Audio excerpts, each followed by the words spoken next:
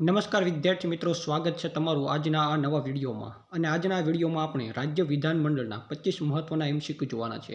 માટે વિડીયોને અંત સુધી જરૂર જોજો. અને જો તમે ચેનલ પર નવા આવતા હોય તો ચેનલને પણ સબસ્ક્રાઇબ જરૂરથી કરી લેજો, જેથી આ ચેનલ ઉપર તમને બંધારણના તમામ વિડીયો મળતા રહેવાના છે. તો હાલો અમે શરૂ કરીએ વિડીયોને. પહેલો પ્રશ્ન, રાજ્ય વિધાનમંડળ વિશે કયો અનુચ્છેદ છે? તો મિત્રો, રાજ્ય વિધાનમંડળ વિશે બંધારણમાં અનુચ્છેદ 168 આપવામાં આવ્યો છે. ઓપ્શન એ જવાબ સાચો આવશે. બીજો પ્રશ્ન, રાજ્ય વિધાનમંડળના ભાગ કયા છે? તો રાજ્ય વિધાનમંડળમાં રાજ્યપાલ, વિધાનસભા અને વિધાન પરિષદ આવે છે. ઓપ્શન બી જવાબ સાચો આવશે. ભારતમાં કેટલાક રાજ્યોમાં દ્વિસદન વિધાનમંડળ છે? તો મિત્રો, વિધાનમંડળમાં 2 સદન હોય છે. તો ભારતમાં અમુક રાજ્યોમાં દ્વિસદન વિધાનમંડળ છે. તો એવા કેટલા રાજ્યો છે? તો કે 6 રાજ્યો છે. ઓપ્શન સી જવાબ સાચો આવશે. ચોથો પ્રશ્ન, વિધાનસભાના સભ્યોને શું કહેવામાં આવે છે? તો વિધાનસભ્ય. ઓપ્શન બી જવાબ સાચો આવશે. પાંચમો પ્રશ્ન, વિધાનસભાનો કાર્યકાળ કેટલા વર્ષનો હોય છે? 5 વર્ષનો. ઓપ્શન બી જવાબ સાચો આવશે. છઠ્ઠો પ્રશ્ન, વિધાનસભાના સભ્ય બનવા માટે ઓછામાં ઓછી વય કેટલી હોવી જોઈએ? તો 25 વર્ષ. ઓપ્શન બી જવાબ સાચો આવશે. હવે વિધાન પરિષદના સભ્ય બનવા માટે ઓછામાં ઓછી વય કેટલી હોવી જોઈએ? તો કે 30 વર્ષ. ઓપ્શન બી જવાબ સાચો આવશે.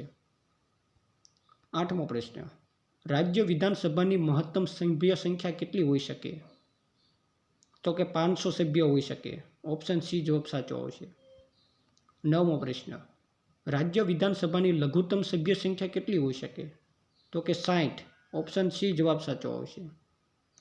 10મો પ્રશ્ન, વિધાનસભાના સભ્યો કોણ દ્વારા ચૂંટાય છે? તો વિધાનસભાના સભ્યોની ચૂંટણી કોના દ્વારા થાય છે? તો પ્રજા દ્વારા, સીધી ચૂંટણી. ઓપ્શન સી જવાબ સાચો આવશે. 11મો પ્રશ્ન, વિધાનસભાના અધ્યક્ષને શું કહેવામાં આવે છે? તો વિધાનસભાના અધ્યક્ષને અધ્યક્ષ અથવા તો સ્પીકર કહેવામાં આવે છે. ઓપ્શન બી જવાબ સાચો આવશે. 12મો પ્રશ્ન, વિધાન પરિષદના અધ્યક્ષને શું કહેવામાં આવે છે? તો મિત્રો, વિધાન પરિષદના અધ્યક્ષને સભાપતિ અથવા તો ચેરમેન કહેવામાં આવે છે. ઓપ્શન એ જવાબ સાચો આવશે. 13મો પ્રશ્ન, વિધાનસભાનું વિઘટન કોણ કરે છે? રાજ્યપાલ. ઓપ્શન બી જવાબ સાચો આવશે. વિધાન પરિષદ કયા પ્રકારનું ગૃહ છે? કાયમી ગૃહ. ઓપ્શન એ જવાબ સાચો આવશે. વિધાન પરિષદના સભ્યોનો કાર્યકાળ કેટલા વર્ષનો હોય છે? 6 વર્ષનો. ઓપ્શન સી જવાબ સાચો આવશે. વિધાન પરિષદના કેટલા સભ્યો દર 2 વર્ષે નિવૃત્ત થાય? તો 1/3. ઓપ્શન બી જવાબ સાચો આવશે. 17મો પ્રશ્ન, રાજ્યમાં વિધાન પરિષદ રચવાનો અથવા રદ કરવાનો અધિકાર કોને છે? તો કે સંસદને. ઓપ્શન સી જવાબ સાચો આવશે. 18મો પ્રશ્ન, વિધાન પરિષદના કેટલા સભ્યો રાજ્યપાલ દ્વારા નિમવામાં આવે છે? તો 1/6 એટલે 1/6 જેટલા સભ્યો રાજ્યપાલ દ્વારા નિમવામાં આવે છે. 19મો પ્રશ્ન, વિધાન પરિષદની મહત્તમ સંખ્યા વિધાનસભાની કેટલી હોઈ શકે? તો 1/3. ઓપ્શન બી જવાબ સાચો આવશે. 1/3. 20મો પ્રશ્ન, રાજ્ય વિધાનમંડળનો ભાગ કયો નથી? તો નીચેનામાંથી 4 ઓપ્શન આપેલા છે, જેમાંથી રાજ્ય વિધાનમંડળનો ભાગ 1 નથી. તો કે રાજ્યપાલ, વિધાનસભા, વિધાન પરિષદ અને મુખ્યમંત્રી. તો મિત્રો, અહીં ઓપ્શન ડી જવાબ સાચો આવશે. તો રાજ્યપાલ, વિધાનસભા અને વિધાન પરિષદ રાજ્ય વિધાનમંડળનો ભાગ છે, પરંતુ મુખ્યમંત્રી નથી. 21મો પ્રશ્ન, વિધાનસભાની બેઠક કોણ બોલાવે? તો રાજ્યપાલ. ઓપ્શન બી જવાબ સાચો આવશે.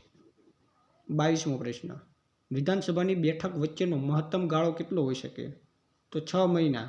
ઓપ્શન બી જવાબ સાચો આવશે. 23મો પ્રશ્ન, રાજ્ય વિધાનમંડળના સત્રોને કોણ સમાપ્ત કરે છે? રાજ્યપાલ. ઓપ્શન બી જવાબ સાચો આવશે. 24મો પ્રશ્ન, વિધાનસભાના સભ્યો શપથ કોની પાસે લે છે? તો રાજ્યપાલ અથવા તો તેમના દ્વારા નિમાયેલ વ્યક્તિ પાસે. ઓપ્શન બી જવાબ સાચો આવશે. અને છેલ્લે 25મો પ્રશ્ન, ગુજરાતમાં કઈ પ્રકારની વિધાન વ્યવસ્થા છે? તો 1 સદન. ઓપ્શન બી જવાબ સાચો આવશે. તો વિદ્યાર્થી મિત્રો, જો આ વિડીયો તમને પસંદ આવ્યો હોય તો વિડીયોને લાઇક કરી દેજો અને તમારા મિત્રો સાથે શેર પણ જરૂરથી કરી દેજો, જેથી તેમને પણ આ વિડીયો ખૂબ ઉપયોગી બને.